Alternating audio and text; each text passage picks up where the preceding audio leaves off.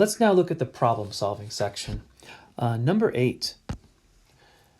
You're given a number line, a fraction number line, and you're being asked what fraction does the point C, right here, represent on the number line.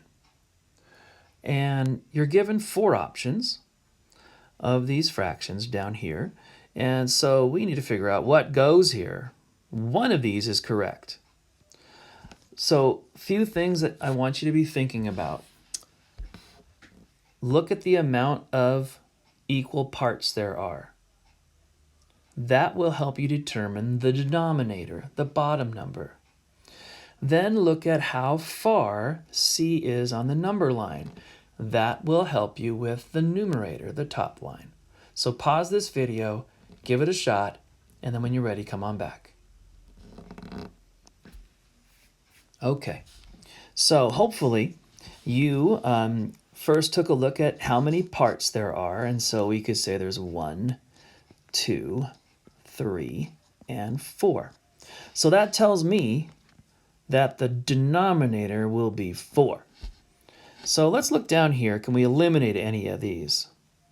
Well, this denominator is 3. That can't be. That shows there's only 3 parts. This one here, the denominator is 1. Nope. We know that there's 4 parts.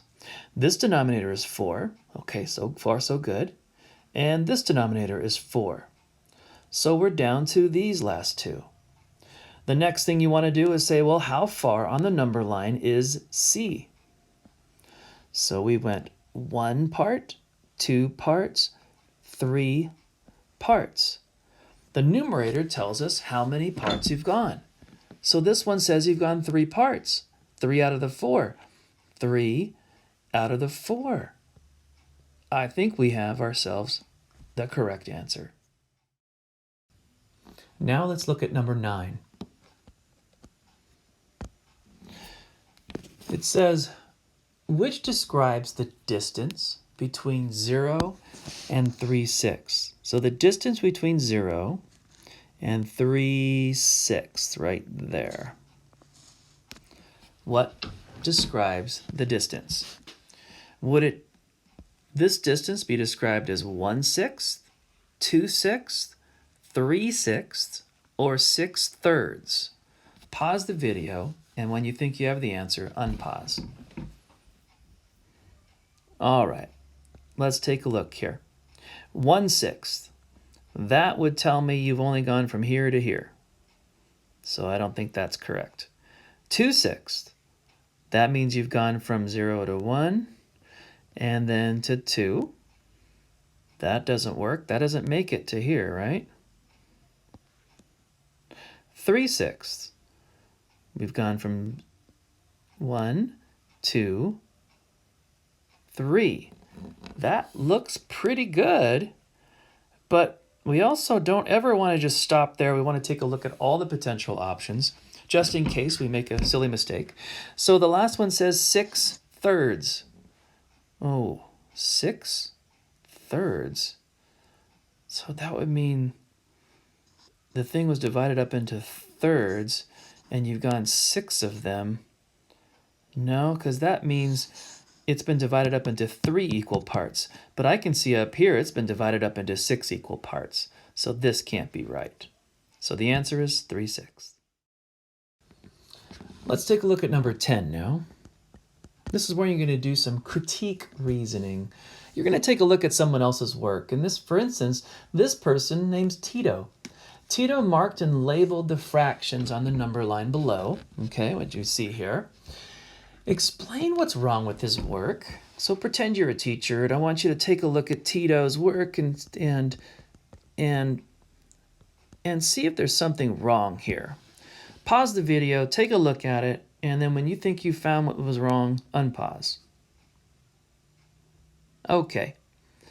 Hopefully what you found is what I was looking at here too, and that's the fact that when you're dealing with number lines and you're breaking them up into parts, the key thing is it has to be equal.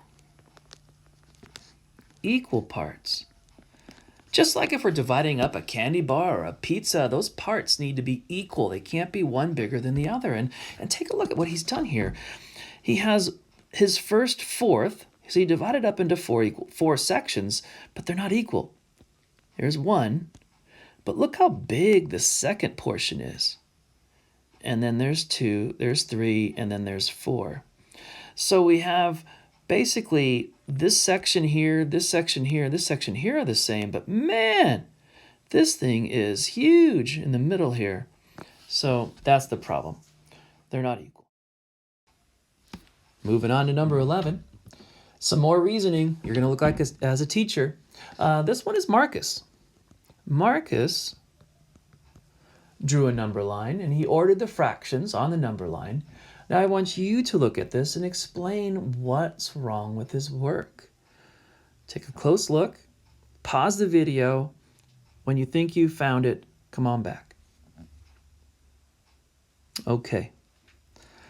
So hopefully you noticed some problems here. Now, first off, I'd like to be able to take a look at what did he do right. And one thing I thought he did really well with, and that is he really spaced the parts out really well. They look pretty even. So that's good. At least he had equal parts. But here's the problem, though. I noticed that his denominator changes. 2, 3, 4, 5, 6. But the denominator is supposed to show how many total equal parts there are. And when I look up at his number line, I see 1, 2, 3, 4 equal parts. And he has 2, 3, 4, 5, and 6. So there is something wrong there. His denominator should have been 4 all the way across. Now look at his numerator. It stayed 1, 1, 1, 1, 1. The numerator is supposed to show how many parts he's gone along the number line. So the first one, well, actually should be 0. Because you haven't gone anywhere yet. Then you move over here, and here he got it correct, 1. But of course the number line, the denominator should be 4. Then we go to the second one, that should be 2/4. Then we go to the third one, that should be 3/4. And then we go to the last one, that should be 4/4.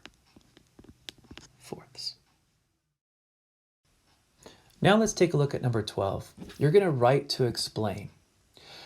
I want you to explain why points A and points B both represent 1/2 on the number line. How does that work? Why is it? Because, wow, they don't seem to be the same, but they are both 1/2. Explain that. So think about it and pause the video, and then when you're ready, come on back. Okay. Here's how maybe I might approach this. We could say both, I'm going to write this down, both points A and B are equally distant from 0 and 1. Because take a look. In the first example up here, A is right in the middle. It's exactly the same distance from A to 0 as it is from A to 1. So that's 1 out of 2. Over here, for the second example, B is exactly in the middle. There's the same distance between B and 0 as there is B and 1. So this is also 1/2 also.